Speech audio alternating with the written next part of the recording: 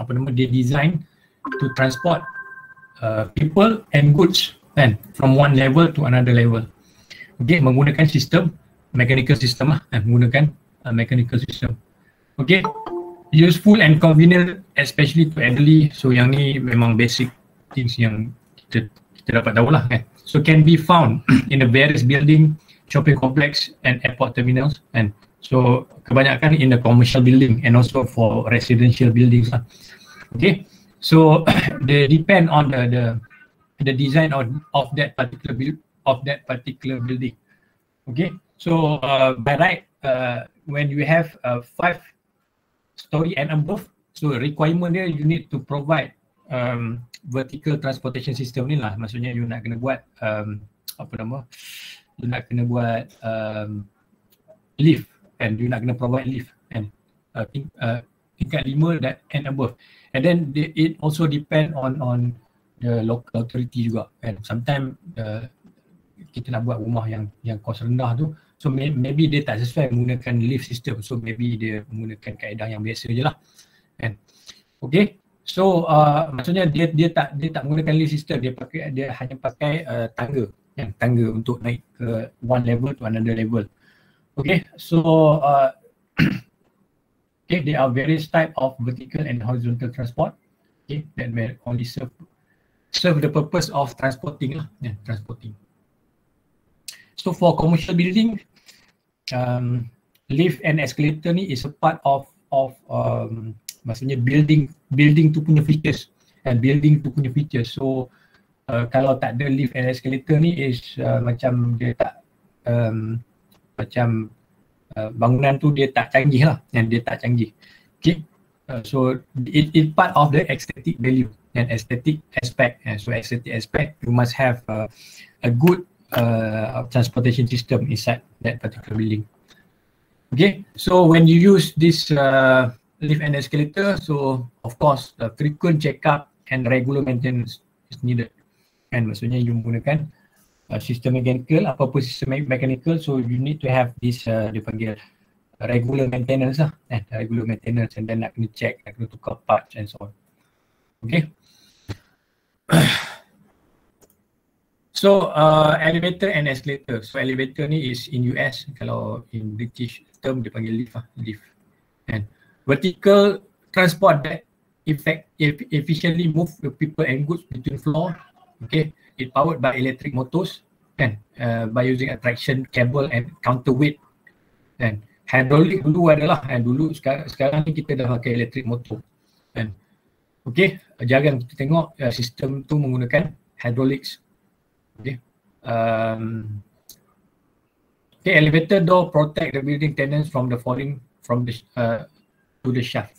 So in order to provide lift punya shaft, okay, so dekat dalam building yang tinggi tu dia mesti ada satu shaft to put all the component of the lift system ni di dalam satu shaft lah, satu shaft kan, lubang yang besar yang mengikut dia punya apa nama, kelebaran of that particular lift.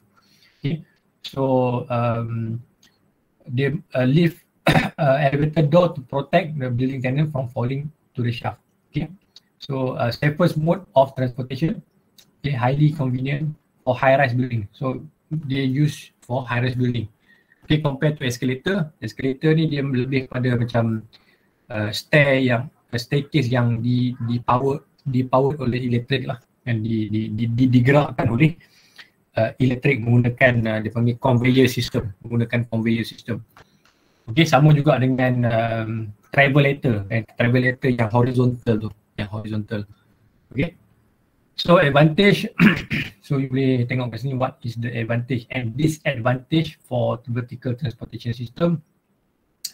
So for elevator, okay, so okay, faster mode of vertical transportation, but dia punya apa nama, capacity dia agak kurang, capacity dia kurang berbanding escalator yang you boleh transport orang ramai and melalui satu tangga, satu escalator yang apa nama, yang sedang bergerak tu, so you boleh bayang lah kan, so berapa ramai kita boleh muat kan dalam satu masa. Okay, compare to the lift. So lift mungkin dia takes time kan untuk tunggu apa nama dia punya lift car tu to reach to our level kan.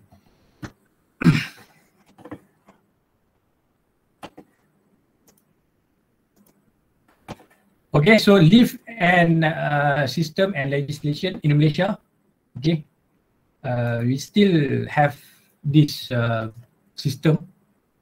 Okay, where what we call passenger and good lift, and passenger and good lift. Kenapa tak boleh nak tulis saya?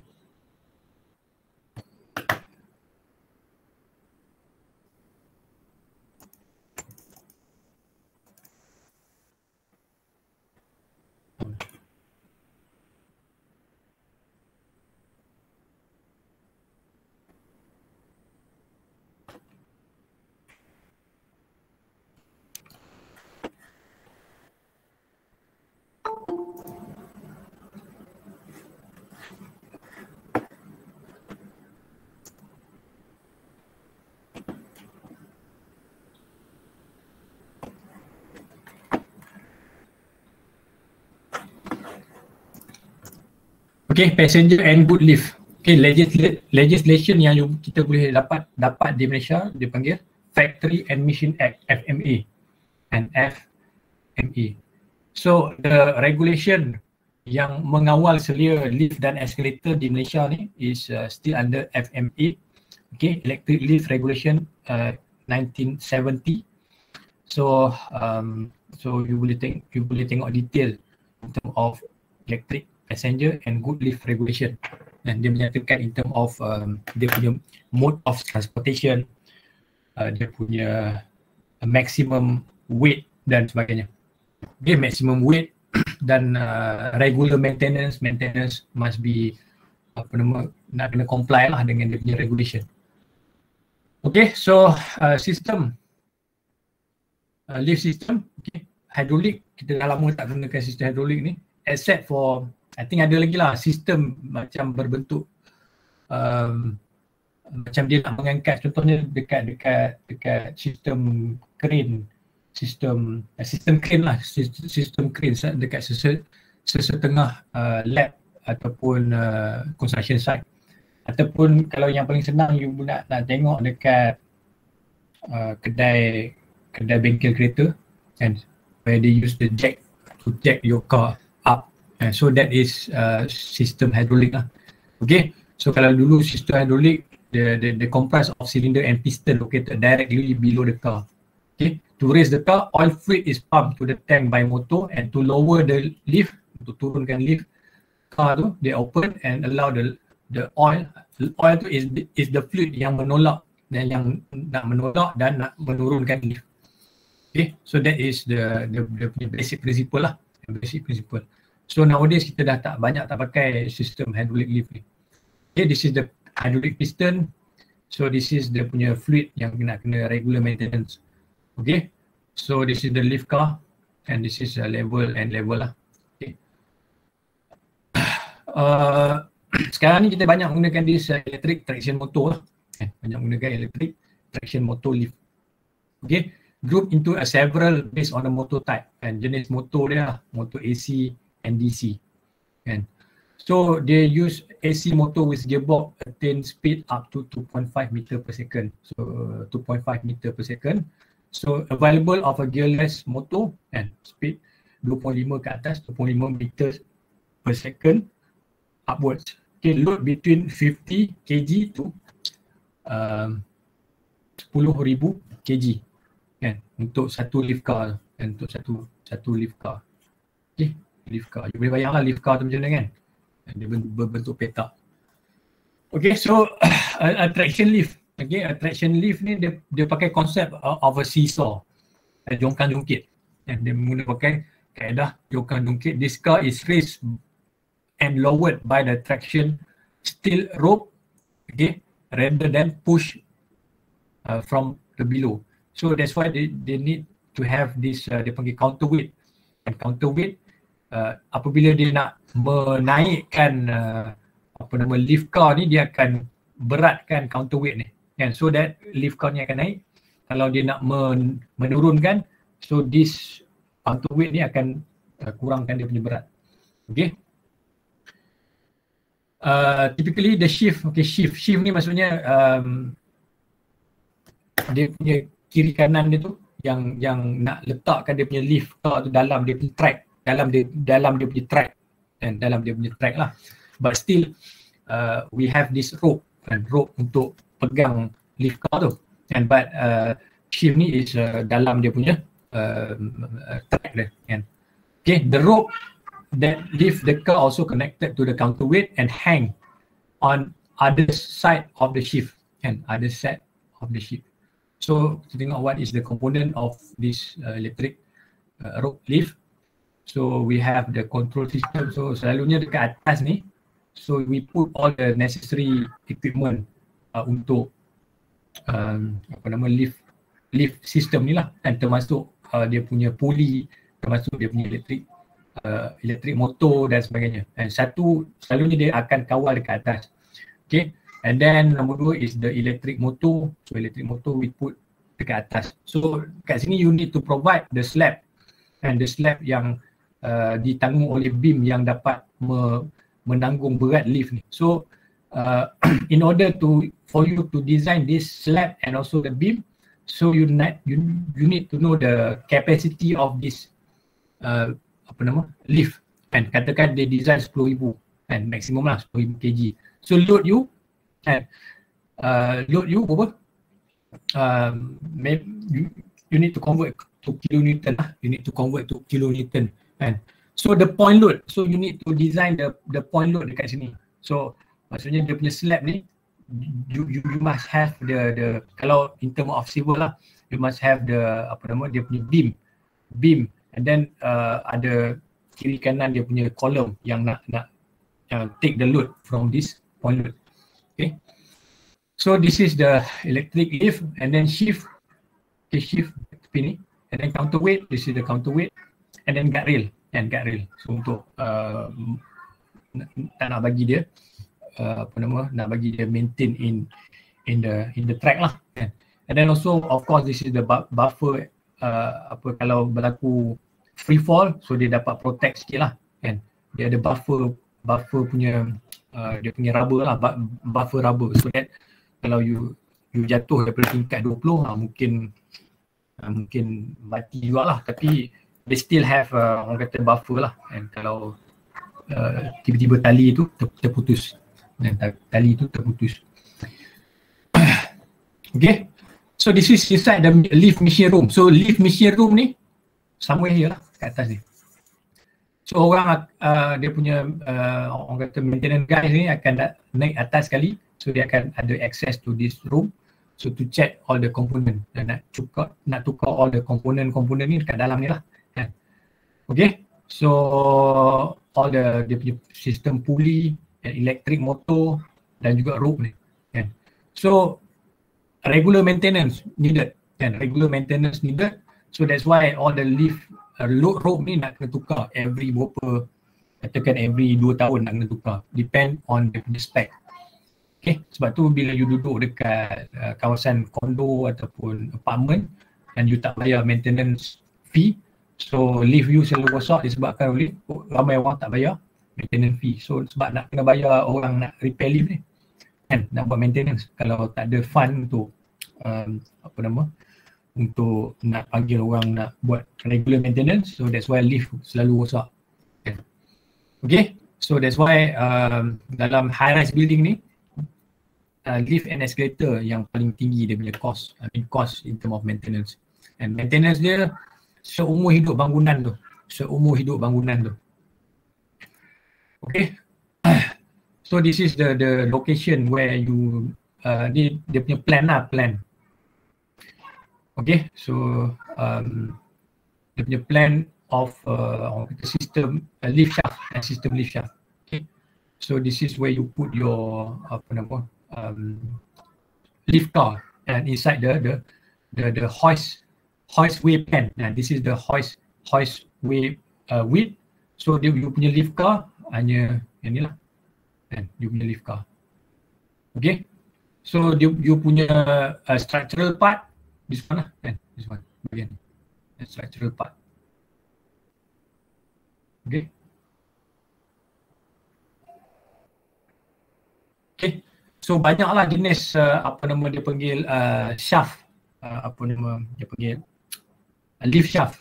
Banyak jenis lift shaft. Kalau you pergi the curve tu, dia hanya pakai beam dan kolom, dan dikelilingi dia letak apa nama dia punya apa wall dia, dia pakai wall glass kan, tapi wall glass tu hanya for decorative lah kan. Yang menanggung load is the beam and the beam and also dia punya kolom tu lah kan, beam and kolom and also the lift punya slab dekat atas. Okay, so selalunya kita punya lift shaft ni dan kita akan buat dia pakai RC lah, reinforced concrete kan. So dekat dalam ni ada reinforcement bar, Okay, so ada juga yang design dia pakai dekat sini dia akan letak kolom, sini dia akan letak kolom, kiri kanan ni semua letak kolom. So yang melintang ni dia letak beam. Okay, so daripada beam tu atas tu dia buat slab. So dapatlah menanggung beban daripada lift ni. So they depend on the designer tu kan, depend on the designer of the lift tu kan. Sama ada dia nak expose dia punya lift punya sistem tu ataupun dia tak nak expose. Selalunya kita tak expose lah kan, kita tak expose. Okay, so this is the inside the lift mission room. So lift mission room, so mesti ada satu door. Okay, so bila masuk and then you adalah tempat nak letak you punya lift shaft, lift punya apa nama dia panggil pulley dan sebagainya. This is the location where to put all the necessary item. Okay. So this is you punya entrance lah, and you punya entrance, and then this is where you put your pulley, mission room dan sebagainya. Machine, you punya AC electric machine you akan letak kat sini. And this is plan view and this is plan view. Okay, so lift machine room punya component. Okay, so you need to have the electrical disconnect, machine brake, drive, motor ni maksudnya item-item untuk nak diletakkan dekat dalam lift machine room tu lah. And lift mission room. This is item yang related dengan lift tu, and counterweight, governor, rope, and then this one fire alarm device ni nak dia sebagai apa nama alert, and when there is a fire, so they boleh detect the fire. Okay, so this is the component yang nak diletakkan dalam lift mission room.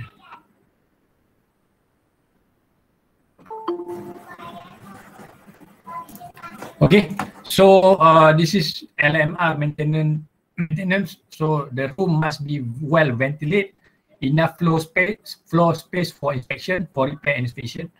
Okay, the room must be well insulated and reduce the risk of condensation. So apabila berlaku condensation tu, you punya mesin-mesin kat dalam tu akan berlaku pengaratan dan sebagainya. So that's why you need to provide a good ventilation and also must insulate and to protect from the condensation. And then the wall and ceiling of the floor shall be smooth and painted to reduce the formation of the dust.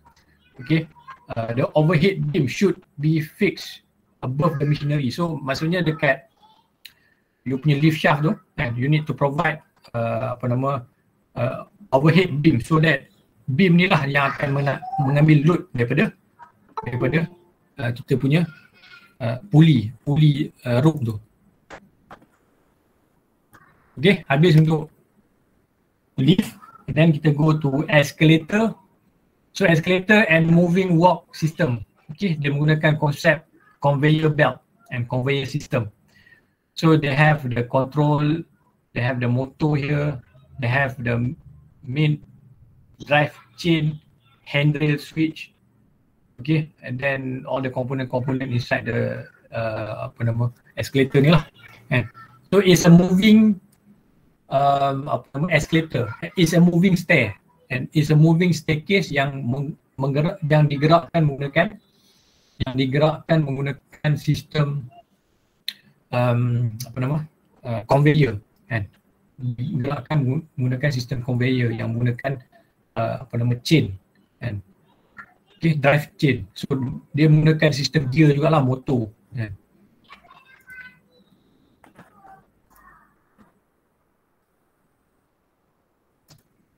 Okay, so kalau you tengok dekat sini, handrail inlet, safety device, skirt, guard safety device, all the safety device ni banyak dekat sistem escalator ni.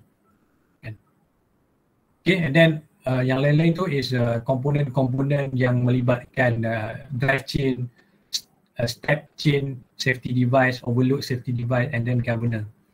Governor untuk mengawal dia punya pergerakan. Okay, so disebabkan oleh this one being designed by untuk kegunaan orang awam, so that's why they need to have banyak safety device ni lah, banyak safety device. Okay, so kalau ikutkan kategori of escalator ni, dia ada light sampailah intensive. Okay, so it depend on the daily usage. Dan contohnya kalau less than 3,000 up to 3,000 is for museum, libraries and leisure facilities, and then for intensive over 20,000, and for major airport and railway. Dan kalau you pergi major airport and railway system, yang contohnya dekat London tu, dekat dia punya tube station, underground station tu, so memang tak berhenti, akan ada orang je lah, akan ada orang untuk menggunakan sistem, menggunakan station tu untuk travel, kan, maksudnya nak tunggu train from one point to another point, so that they need to provide a good escalator. And kalau you pergi dekat, tak pergi jauh lah, dekat KL Central pun, nak naik MRT, kan, daripada station Central, kan, daripada station Central tu pun, kan, so dia ada satu escalator yang sangat curam, and so yang tu is called as extensive lah, kan. Dia menggunakan escalator yang heavy usage. Okay, so this is example of escalator specification. So escalator tu, so dia punya step dia, okay, step dia, nominal width dia 1,200, so nominal width dia 1,200. So dia punya inclination dia 30 degree. Okay, so travel from one point to another, to next point tu is 1,920.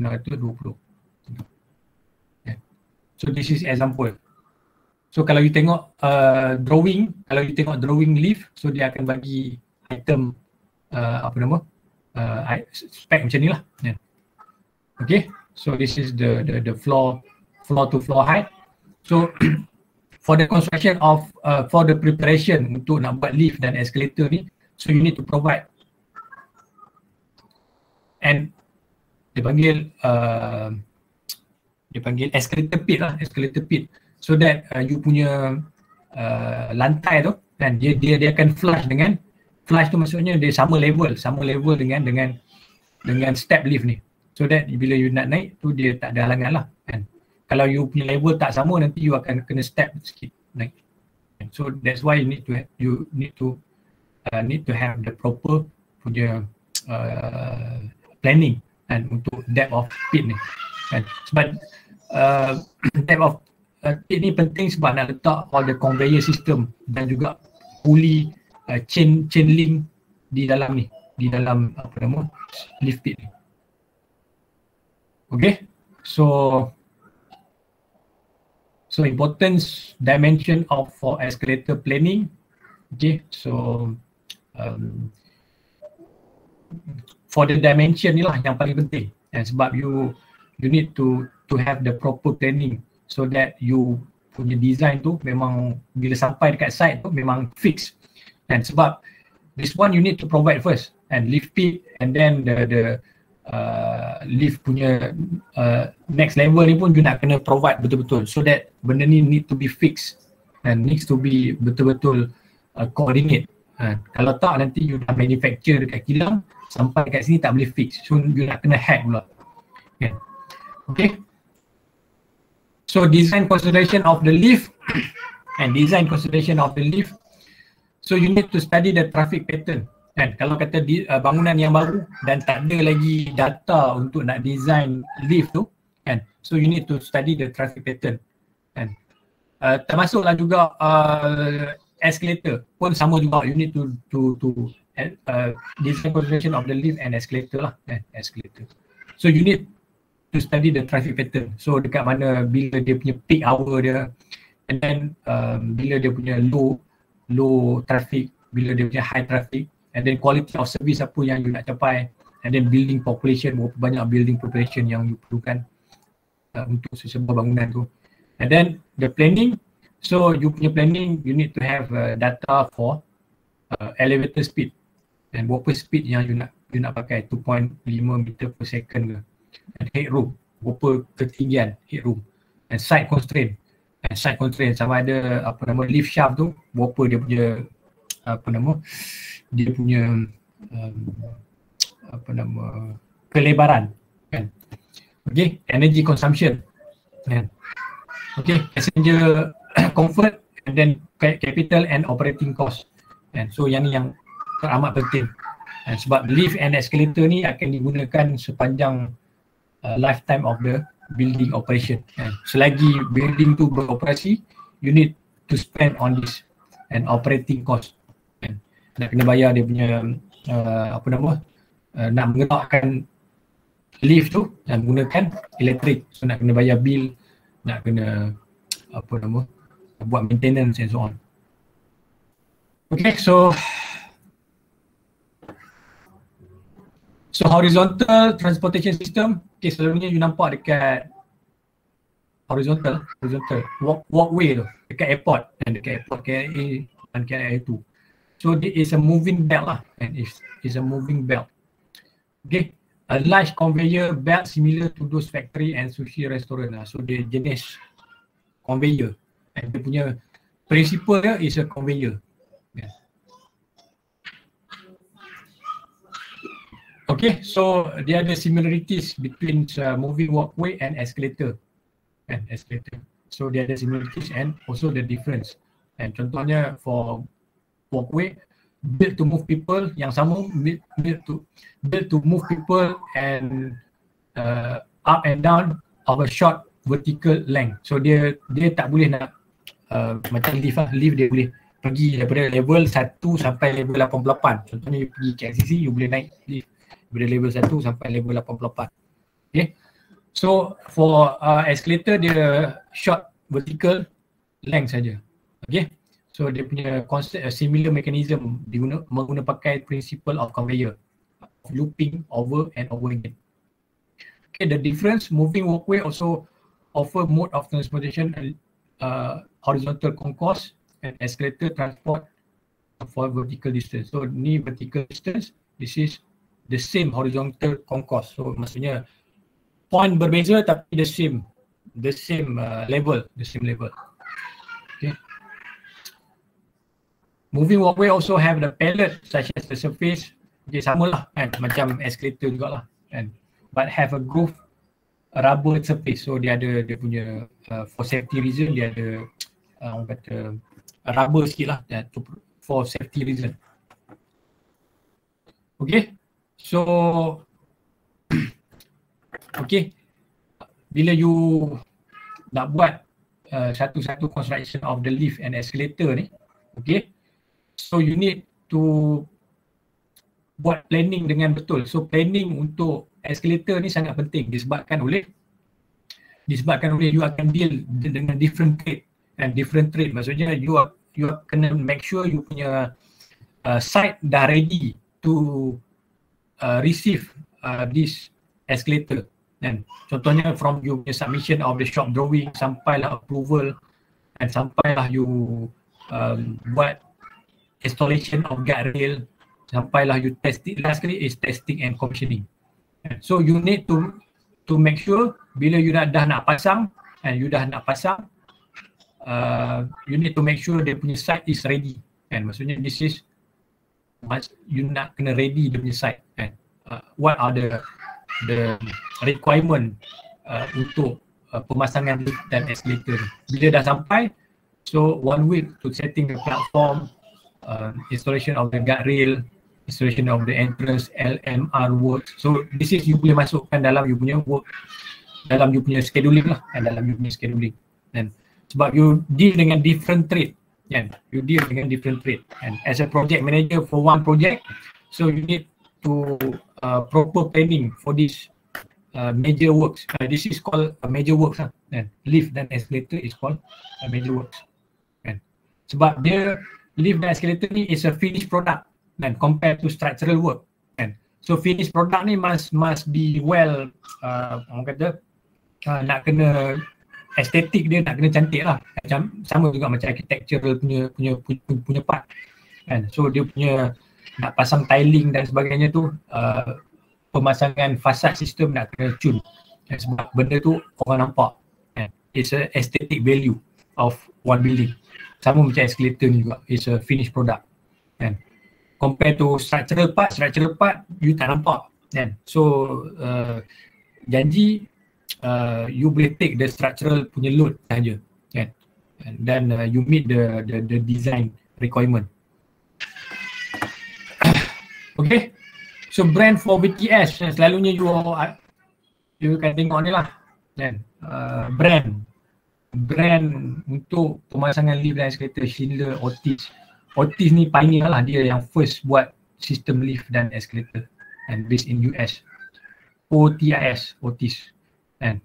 So banyak company, sekarang ni banyak company daripada China dah start buat lift dan escalator. And compare dengan Jepun.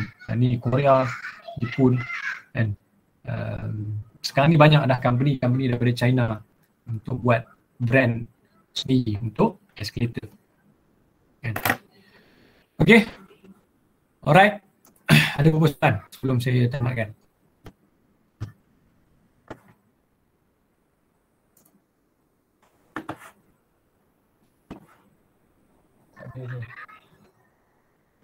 Saya tak ada, sir.